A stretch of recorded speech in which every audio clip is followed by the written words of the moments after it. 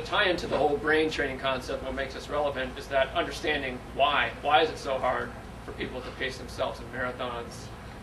Some recent research on the role of the brain in pacing and running kind of sheds some light on why it's difficult and kind of opens up the door for finding a way to get better at it. In writing this book, I talked to a lot of the leading exercise scientists who do research in this area.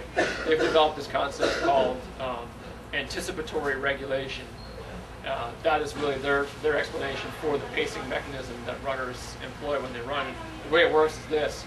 What your brain's primary role when you're running, especially a race effort where you're trying to go as fast as you can to, over a certain distance, your brain's primary role is to prevent you from literally running yourself to death, which theoretically you could do. It's extreme exertion, and what your brain does is, as you're running, mostly subconscious parts of your brain are constantly receiving feedback from your muscles, from other parts of your body.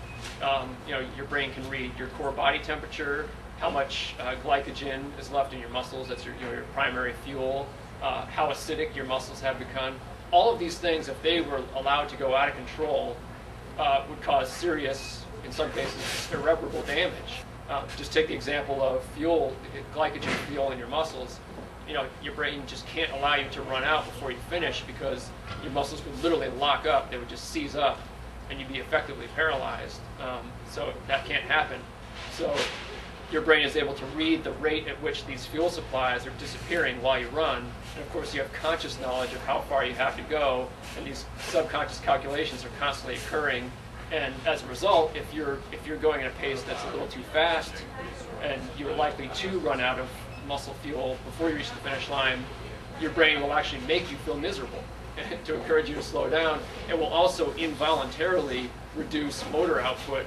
There's a certain degree room for mind over matter, where if it's really important to you to do the best you can, there's a certain margin to try to override those signals, but it only goes so far, because these things are just, it's like trying to will your heart rate to slow down. You can't do it.